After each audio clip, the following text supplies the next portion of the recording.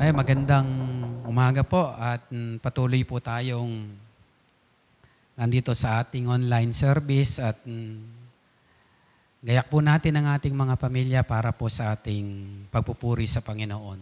Sige po, tayo pong lahat ay maganda ng dalawang awitin o higit pa para sa inyo para po sa ating pagpupuri sa Diyos.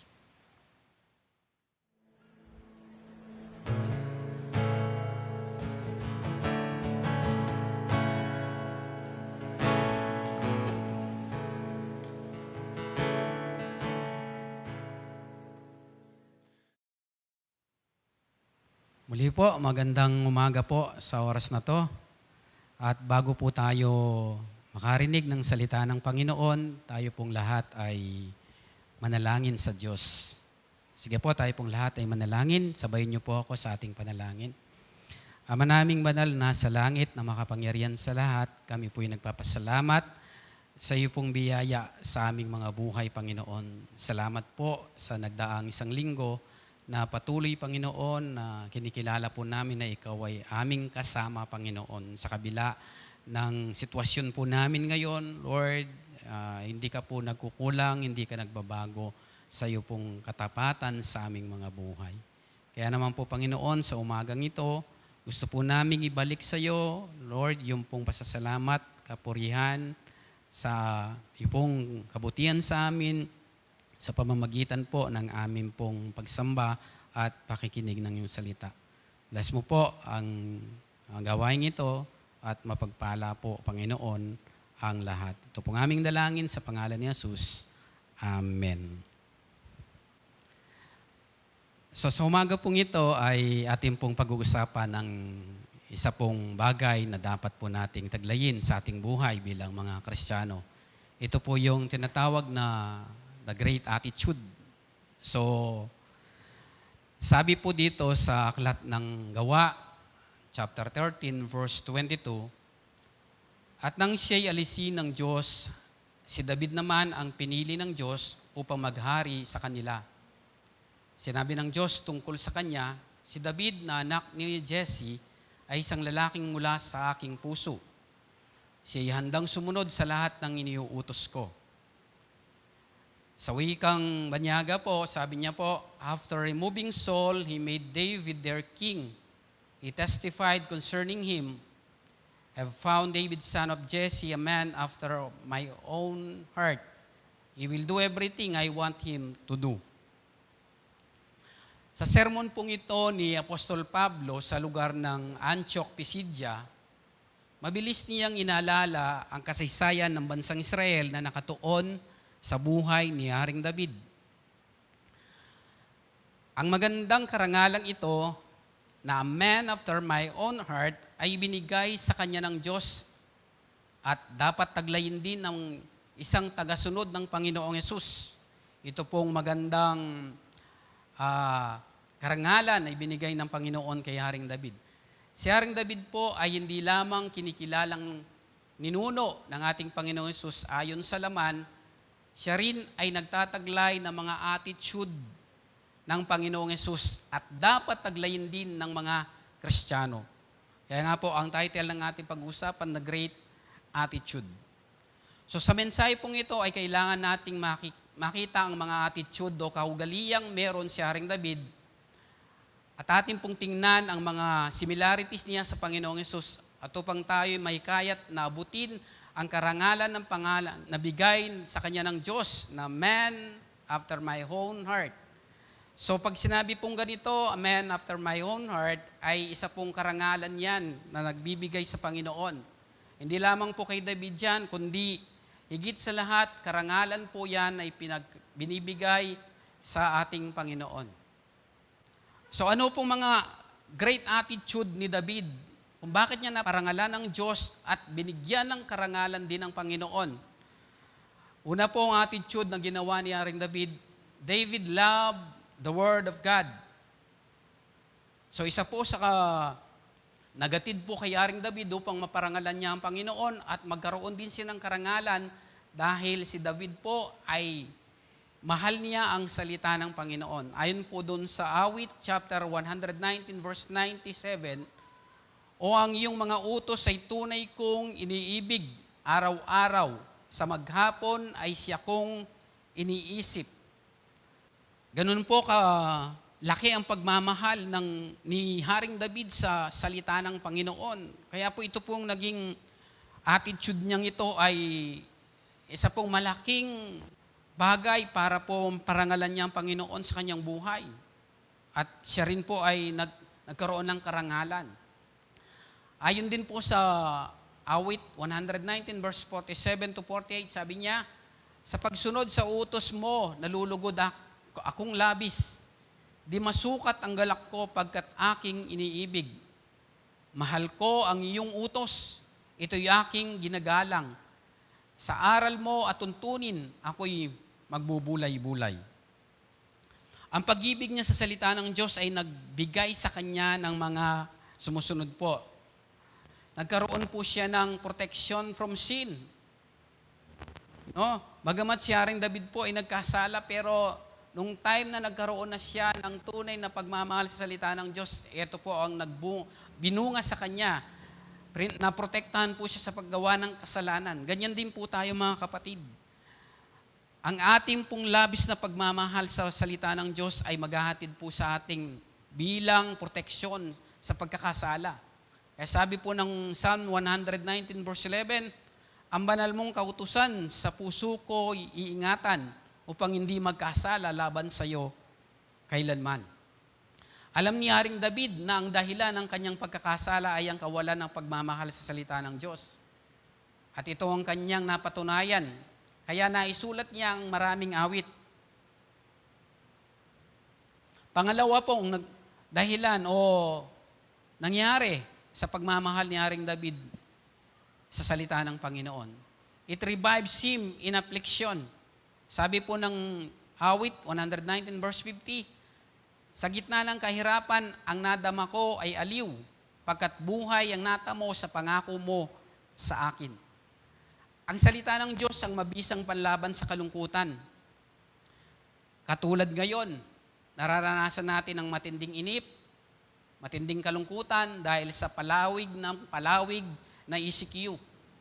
At wala naman tayong magagawa. Yan po ang napatunayan ni Haring David sa kanyang buhay. Noong time na siya ay inuusig ni Haring Saul, noong time na siya po ay nagkaroon ng problema sa kanyang mga pamilya na binihag ng mga malasita, noong time na yung kanyang mga anak ay nagkudita sa kanya, noong time na pinatay ng kanyang anak, yung kapatid niya, noong time na ni-rape ng kanyang anak, yung kapatid niyang babae, sa salita ng Diyos po siya umuugot. Kaya lahat po ng kahirapan sa buhay ay nawala po kay Haring David dahil sa pagmamahal niya sa salita ng Diyos. At ang pangatlo po, naibibigay po ng pagmamahal sa Diyos kay Haring David, it gives him great peace of mind. Sabi po ng 119 ng awit, verse 165, ang magmahal sa utos mo'y mapayapa yaong buhay. Matatag ang taong ito at hindi mabubuwal. Alam niyo po mga kapatid, ang isang taong mapagmahal sa salita ng Diyos, siya po ang nakakasumpong talaga ng tunay na kapayapaan sa buhay. Lalo tigit sa lahat, ngayon sa ating pong kapanahunan, mga kapatid, marami pong nawawala na yung kapayapaan nila sa buhay. Hindi nila alam kung anong gagawin. Hindi nila alam kung anong kasunod. Kaya nawawalan po ng kapayapaan ng marami. Dahil yan sa kawalan ng pagmamahal sa Panginoon, sa salita ng Diyos. Si Haring David po mga kapatid, nagkaroon siya ng great peace of mind because of he loved the Word of God. Tingnan po natin yung similarities niya kay Jesus.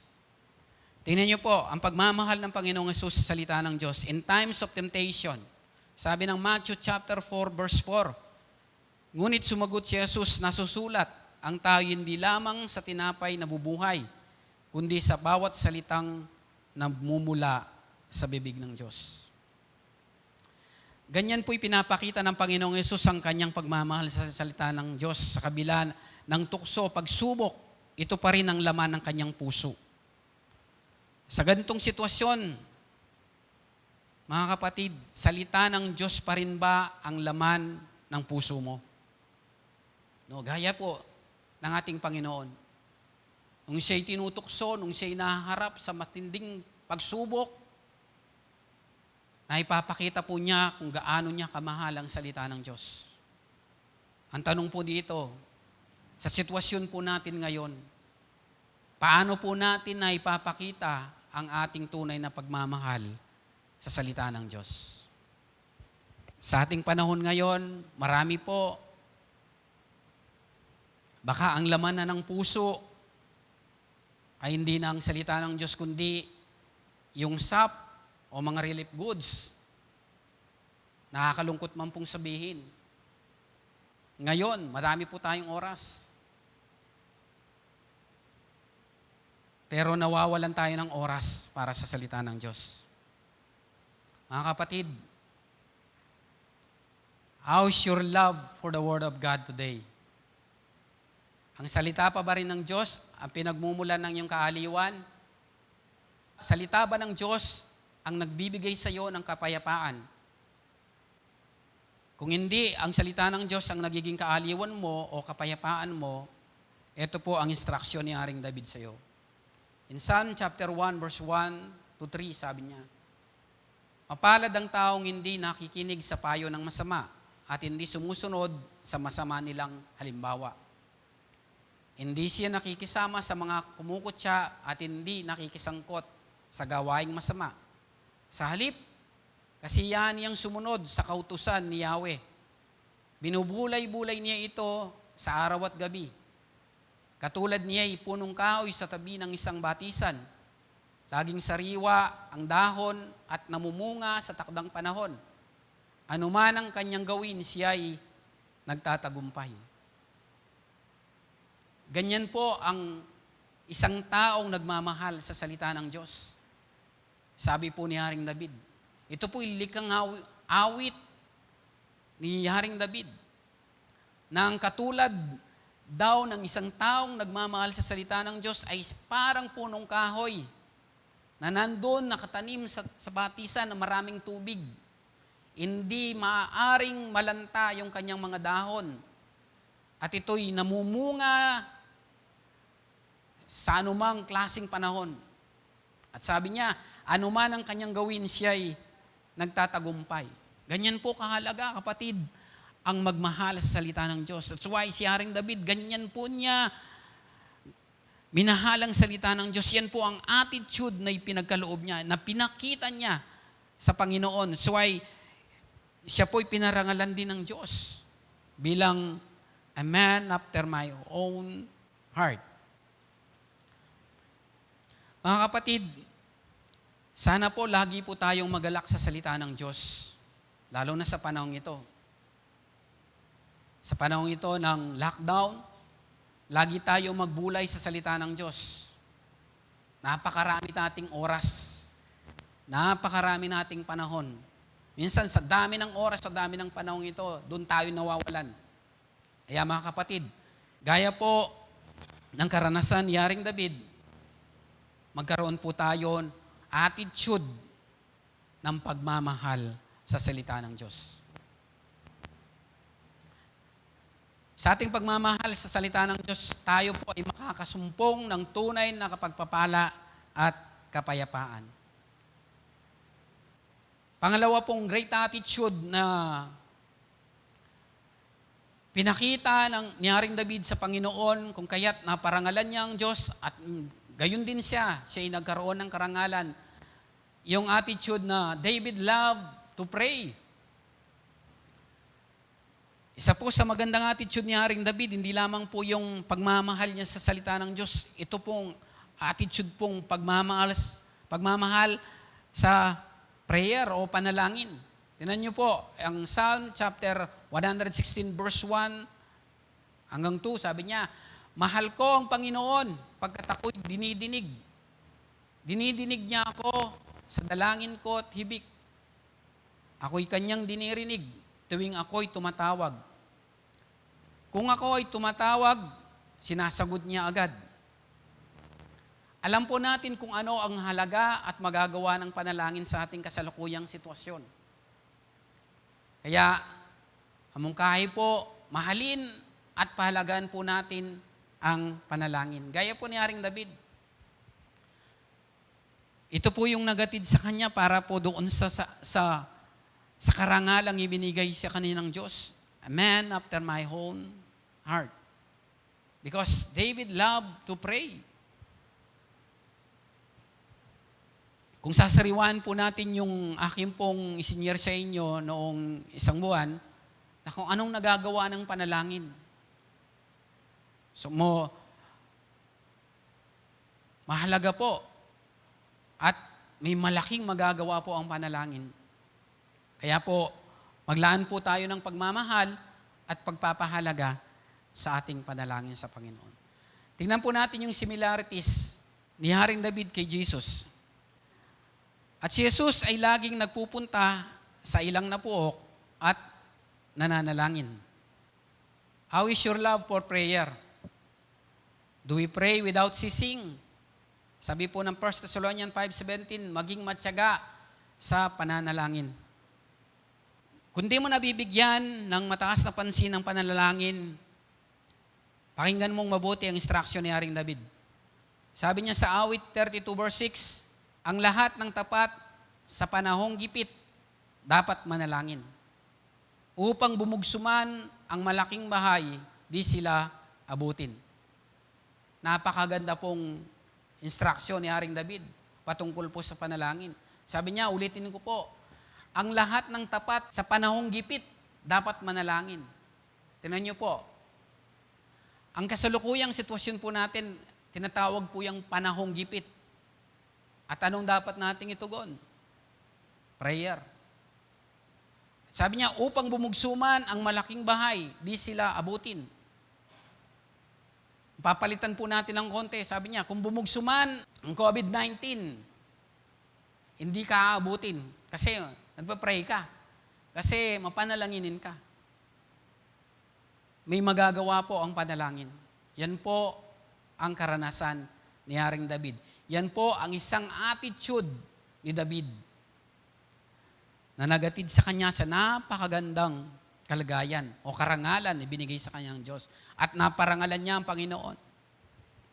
So dalawa na pong bagay, no po, paano natin mapaparangalan ng Diyos at magkakaroon din tayo ng karangalan. Dalawang attitude. Attitude na mapagmahal sa salita ng Diyos, attitude na pagmahal sa panalangin. Pangatlo, David loved to praise God. Sabi po ng awit 119 verse 164, 7 times a day I praise you for your righteous laws. Grabe po kung magpuri si Haring David. Si Haring David po ang pinakamaraming inaisulat na awit at sa kanyang karanasan na sa tuwing siya'y aawit, nabibigyan niya ng kaluguran ng Panginoon. Similarities po ni Jesus kay David. Sabi po niya in Matthew chapter 26 verse 30, at pagkaawit ng isang himno, sila'y nagpunta sa bundok ng mga olibo. Mismo ang Panginoong Hesus po, hindi siya gumagawa ng mga bagay na hindi siya nagpe-praise kay Lord. Na hindi niya pinapupurihan ng kanyang Ama. Bago sila gumawa ng mga bagay, hindi nila nakakalimutan na magpuri sa Diyos. Ngayon, kumusta po ang ating pagpupuri sa Panginoon? Sa kabila ng ganitong sitwasyon po natin. Baka nakakalimutan na po nating magpuri sa Panginoon. Baka hindi na po natin nagagawa yung personal worship natin kay Lord. Ito po, kung hindi po natin nabibigyan ng panahon ang pagpupuri sa Diyos, may word po si Haring David sa atin. Sabi niya, in awit 147 verse 1, purihin si Yahweh, o kay buti ng umawit at magpuri sa ating Diyos. Ang magpuri sa Kanya'y tunay na nakalulugod. Tingnan niyo po ang naidudulot ng pagpupuri niyan sa Panginoon. Napaparangalan, nabibigyan natin ng kaluguran ng Diyos. So how's our praise to God? Kumusta po mga kapatid ang ating pagpupuri sa Panginoon? Mainit pa ba? O malamlam na ang ating pagpupuri sa Panginoon? Ang pangapat pong attitude na makikita po natin kay Haring David na nagatid sa kanya sa karangalan at magbigay ng kapurihan, kaluguran sa Diyos. Si David po ay mahal niya ang pagkakaisa, lalo tigit sa lahat doon sa mga kapatid sa pananampalataya. David loved unity among brethren. Sabi po ng awit 133 verse 1, napakaligaya at kahanga-hanga sa ating pagmasid. Ang nagkakaisa't laging sama-sama na magkakapatid. Alam nyo, alam ni David ang halaga ng pagkakaisa.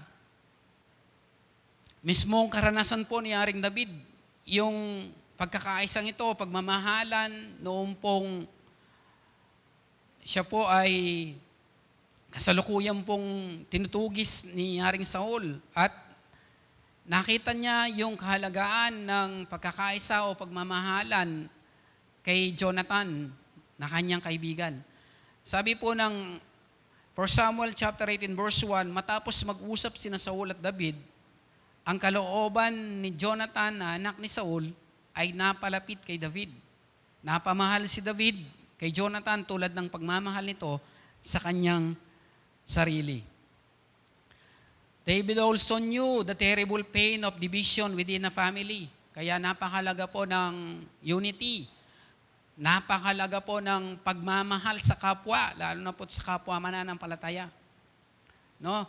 Sa naging karanasan niya ay talaga pong nakita niya yung halaga o yung sakit kapag walang pagmamahalan, kapag walang unity sa loob ng pamilya.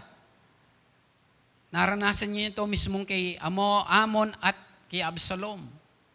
Talagang siya po ay nung magkaroon ng kudita si Absalom sa kanya at si Amon talagang nagkaroon sila ng problema, labis na nasaktan ang kalooban ni Haring David.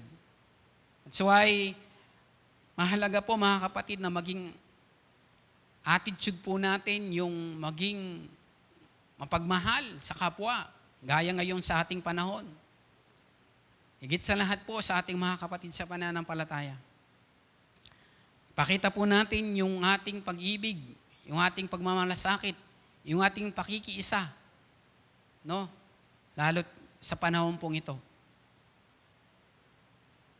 Tingnan po natin yung similarities ni David kay Jesus. Patungkol po sa pagmamahal o pagkakaisa.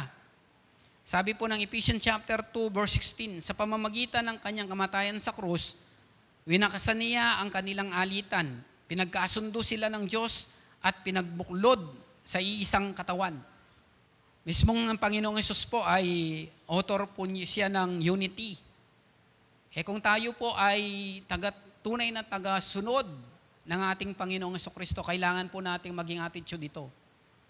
No?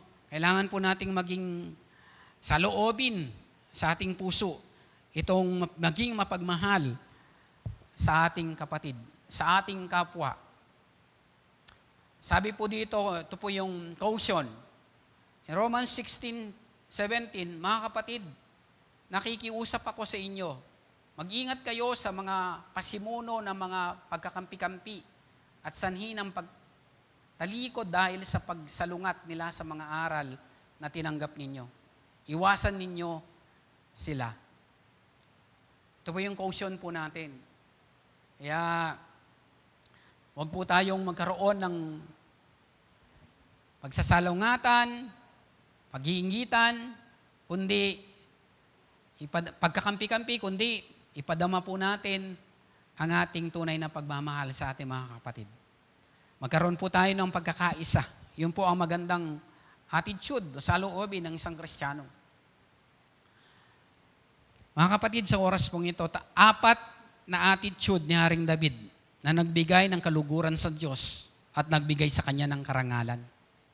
Ito po dapat ang ating maging saloobin, lalo sa panahon po natin ngayon. Sabi ko nga po, napakaraming oras, napakaraming panahon natin ngayon. Dahil nandyan lang tayo sa ating mga tahanan. Para tunay po tayo magkaroon ng pagmamahal sa salita ng Diyos, pagmamahal sa pananalangin, pagmamahal sa pagpupuri sa Kanya, at higit sa lahat, pagmamahal sa ating kapwa.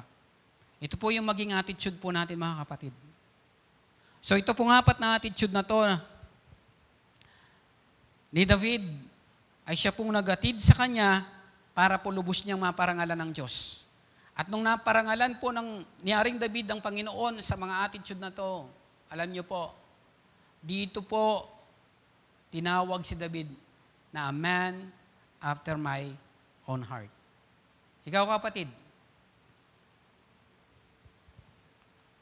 kumusta ang attitude na ginagawa mo ngayon para makapagbigay ka ng kaluguran sa Diyos? Do you love His Word? Do you love to pray? Do you love to praise the Lord? And do you love your brethren? Ganyan ka ba, kapatid? Ganyan ba yung attitude mo ngayon sa panahong ito? Nakukuha mo pa bang magbasa ng Biblia? Ang dami mong oras. Nakukuha mo pa bang mag-pray? Ang dami mo ring oras. Nakukuha mo pa bang magpuri sa Diyos? Ang dami mong oras. Mahal mo ba talaga ang mga kapatid mo sa pananampalataya? Pakita mo yan sa gawa mo. Mga kapatid, sa oras na to, gusto ng Panginoon na taglayin po natin itong saloobin o attitude ni David. For great attitude of David that we need na maging attitude po natin. At nakita po natin ang similarities kay Jesus. Kung si Jesus po ang ating model, dapat po natin gawin. Dapat pong maging attitude po natin itong apat na to. Kaya sa umagang ito, mga kapatid, patuloy po nating ilagay sa ating puso yung malalim na pagmamahal sa salita ng Panginoon, yung malalim na pagmamahal sa pananalangin, yung malalim na pagmamahal sa pagpupuri sa Kanya, yung malalim na pagmamahal sa ating mga kapatid. Ngayon po, mga kapatid, mananalangin po tayo. Hingin po natin sa Diyos na sa mga panahong ito ay tanggapin po natin itong 4 great attitude ni David upang tayo po ilubos na makapagbigay ng kaluguran sa Panginoon. Sige, tayo pong lahat ay manalangin. Banal at dakila naming Diyos, sa pangalan po ng aming Panginoon Kristo, kami po'y nagpapasalamat sa iyo pong mga salita sa umagang ito. Lord, gaya po ng aming pong natunghayan sa buhay po ni Haring David, kung bakit po siya nakapagbigay ng kaluguran sa iyo at binigyan mo siya ng karangalan, Panginoon. Dahil, Lord God, doon sa apat na attitude na ipinakita po niya sa iyo. At dapat po naming maging attitude din dahil naging attitude din po ng aming Panginoong Kristo. Lord, tulungan mo po kami. Kung sa mga panahong ito, Lord, napofocus po yung aming isipan, yung aming pagmamahal sa mga bagay, yung aming isipan sa pag-aalala, sa takot, Panginoon, palitan mo po ng pagmamahal sa iyo pong mga salita. Pagmamahal sa pananalangin, pagmamahal sa pagpupuri sa iyo, at pagmamahal sa aming kapwa. Panginoon, ito po ang maghahatid sa amin upang patuloy ka naming maparangalan, mabigyan ng kaluguran, at nang sa gayon, Lord, matuwa ka po sa amin, katulad po ng kinatuwa mo kay Haring David, Panginoon. O Diyos, alam po namin kapag mahal namin ang salita mo, Lord, protektado po kami, Panginoon, sa pagkakasala. Matatanggap po namin yung labis na kapayapaan sa aming buhay.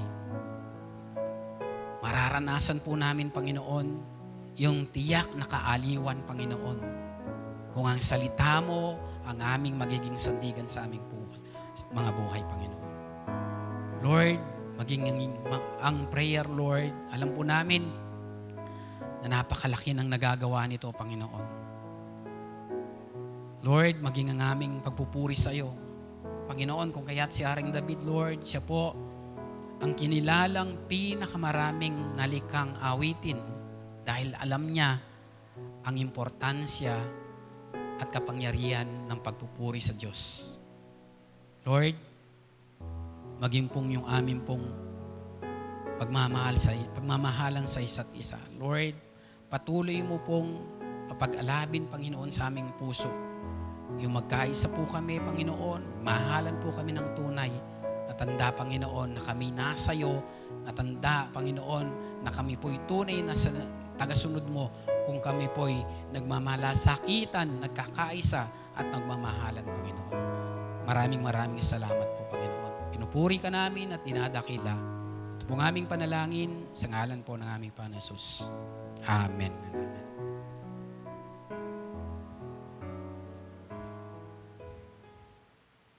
Sige po, tayo pong lahat ay dumako po sa ating pong mga announcement. Makikita nyo po sa screen. At patuloy po tayong mag-ingat, mga kapatid, at sumunod sa alituntunin po ng ating mga batas na ipinapairal sa ating community upang patuloy na pong masugpo ito pong problemang ito ng ating lipunan, ng buong mundo. Makiisa po tayo. Maraming salamat po at muli, nawam na pagpala po kayo ng mensahe ng Panginoon. God bless you po sa inyong lahat. Ingat po tayong lahat. You are here.